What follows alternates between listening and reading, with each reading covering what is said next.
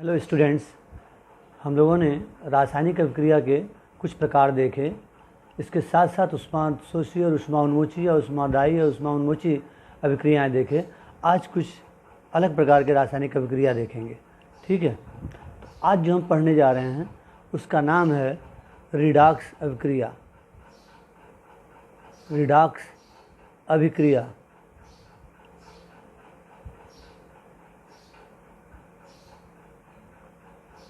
बच्चों, जैसा नाम है रिडॉक्स, ये दो शब्दों से बना है, रिडक्शन और ऑक्सीडेशन, मतलब अपचयन और ऑक्सीकरण। तो ये दोनों अभिक्रियाओं को हम देखेंगे। तो इसमें पहला है बच्चों ऑक्सीकरण अभिक्रिया। ऑक्सीकरण अभिक्रिया की क्या परिभाषा है? ये तीन परिभाषाओं से मिलकर बना है। ऑक्सीकरण अभिक्रिया उसे कहते हैं जिसमें ऑक्सीजन जुड़ता है।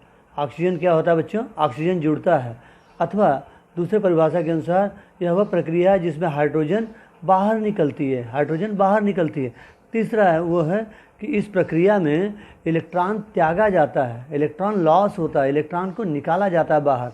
ऐसे अभिक्रिया को रासायनिक अभिक्रिया कहते हैं। इसके कुछ उदाहरण को देखेंगे बच्चों।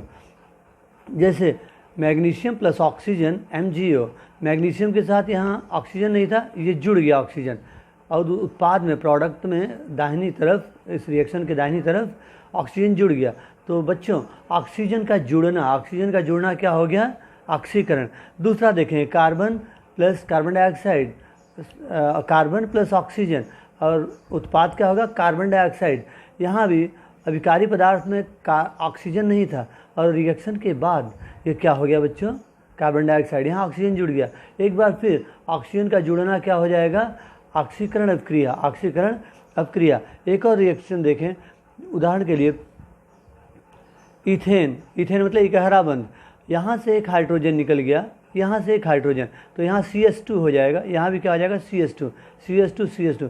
दोनों तरफ से एक एक हाइड्रोजन का बॉन्ड निकलने से दोहरा बंध हो गया, इथीन बन गया।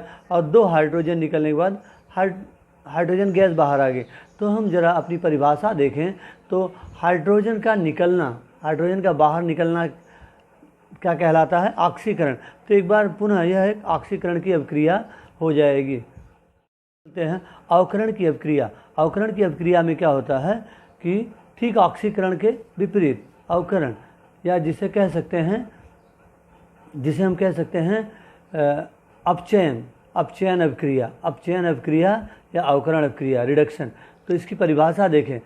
जिस अभिक्रिया में हाइड्रोजन जुड़ता है, वहाँ ऑक्सीजन जुड़ता था, ऑक्सीकरण में यहाँ हाइड्रोजन जुड़ता है, ऑक्सीजन बाहर निकलता है। ऑक्सीजन क्या होती है? बाहर निकलती है। वहाँ हाइड्रोजन बाहर निकलता था। और तीसरा क्या है? इलेक्ट्रॉन ग्रहण किए जाते हैं, जबकि ऑक्सीकरण में इलेक्ट्रॉन त्यागे जाते हैं। इस प्रकार इसका नाम हो गया बच्चों, इसका नाम हो जाएगा अवकरण अभिक्रिया। इसके कुछ उदाहरण देख लें। पहला हाइड्रोजन का जुड़ना या ऑक्सीजन का बाहर निकलना।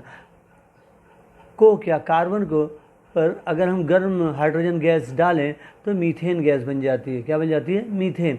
अब कार्बन के साथ हाइड्रोजन जुड़ गया, हाइड्रोजन का जुड़ना अपचयन अभिक्रिया।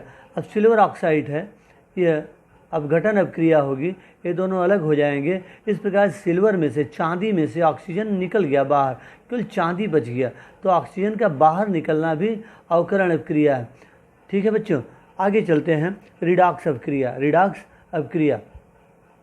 रिडॉक्स अभिक्रिया उसे कहते हैं जिस अभिक्रिया में अपचयन और ऑक्सीकरण दोनों एक साथ चलता हो, उसे रिडॉक्स कहते हैं। अपचयन और ऑक्सीकरण। अगर यहाँ इस नाम से देखें, रिडक्शन अर्थात अपचयन, ऑक्सीकरण अर्थात ऑक्सीडेशन, दोनों को मिलकर हो गया रिडॉक्स। तो बच्चों इसकी परिभाषा हो जाएगी, जिस अभिक्रिया में ऑक्सीकरण तथा अपचयन अभिक्रियाएं साथ साथ चलती हैं या होती रहती हैं, ऐसे अभिक्रिया को रिडॉक्स अभिक्रिया कहते हैं। क्रिया का उदाहरण देखें, BSO4 प्लस कार्बन बन गया BAS प्लस CO। अब इसमें आधा रह गया, यहाँ BA है, यहाँ B है, बेरियम। ये दोनों के ऊपर अगर हम ध्यान देंगे तो BA के साथ ऑक्सीजन था और यहाँ BA के साथ ऑक्सीजन निकल गया है। तो ऑक्सीजन का निकलना मतलब अपचयन अभिक्रिया। तो ये दोनों को अगर हम संदर्भ में बात करें तो यहाँ अपचयन हो गया। अब ये दोनों के संदर्भ में बात करें, कार्बन मोनोऑक्साइड। देखिए कार्बन मोनोऑक्साइड, यहाँ अभिकारी पदार्थ में कार्बन नहीं था, यहाँ यहाँ अभिकारी पदार्थ में कार्बन के साथ ऑक्सीजन नहीं था और उत्पाद में ऑक्सीजन जुड़ गया कार्बन मोनोऑक्साइड से, कार्बन से कार्बन मोनोऑक्साइड, तो यहाँ ऑक्सीकरण हो गया क्योंकि कार्बन के साथ ऑक्सीजन जुड़ गया।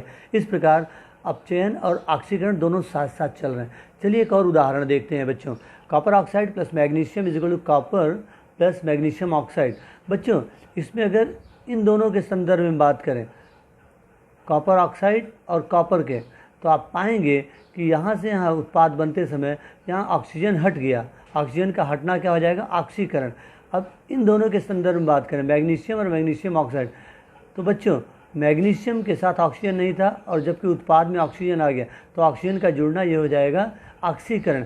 बच्चों मैंने आपको कहा था कि इलेक्ट्रॉन के ग्रहण और त्यागने के अनुसार भी रिडॉक्स रिएक्शन या रिडॉक्स अभिक्रिया होती है। तो ये दोनों कॉपर ऑक्साइड को अगर आयनिक स्वरूप में लाए तो Cu+2 होगा, मैग्नीशियम ऑक्साइड को आयनिक स्वरूप में लाए तो Mg+2 होगा। सर आपने ये दोनों को क्यों नहीं लाए? क्योंकि ये यौगिक अवस्था में था, जो यौगिक को हमने अलग किए तो आयनिक अवस्था में आ गया, यौगिक को अलग किए तो आयनिक अवस्था में आ गया। क्योंकि हमें ऑक्सीजन से ही लेना है ऑक्सीकरण, इसलिए हमने पहले इसको इन दोनों को ही आयनिक स्वरूप में लाया। अब इस तरह हमारा रिएक्शन ये हो गया, मैग्नीशियम कॉपर आयन, कॉपर और मैग्नीशियम आयन। बच्चों अब इस दोनों के संदर्भ में बात करें, ये कॉपर आयन से कॉपर बन गया, कॉपर आयन से कॉपर मेटल बन गया, कॉपर धातु बन गया। ये कैसे बना? ये धन कैसे हट गया? क्योंकि इलेक्ट्रॉन ग्रहण करने से अगर ये एक इलेक्ट्रॉन और लेता तो प्लस माइनस कैंसिल हो जाता और एक कॉपर बन गया। तो इलेक्ट्रॉन ग्रहण कर लिया। इलेक्ट्रॉन ग्रहण करने का मतलब अवकरण या अपचयन, बराबर है। और जबकि दूसरी तरफ देखें मैग्नीशियम, इसको मैग्नीशियम आयन स्वरूप में हमें लाना है, मैग्नीशियम को मैग्नीशियम आयन स्वरूप में लाना है। आयन करने के लिए यहाँ से जब इलेक्ट्रॉन बाहर निकलेगा, इलेक्ट्रॉन त्यागा जाएगा, तो इलेक्ट्रॉन त्यागने के बाद ये अपने आप को धनी समझेगा और इसके ऊपर ये धन का आयन बन जाएगा। तो Mg+ कैसे बना? इलेक्ट्रॉनों के त्यागने से। इलेक्ट्रॉनों के त्यागने से हमें ऑक्सीकरण की अभिक्रिया प्राप्त हुई। तो इस अभिक्रिया में भी एक बार फिर ऑक्सीकरण अवकरण दोनों अभिक्रियाएँ साथ साथ चलती हैं, इसलिए इसे रिडॉक्स अभिक्रिया भी कहते हैं।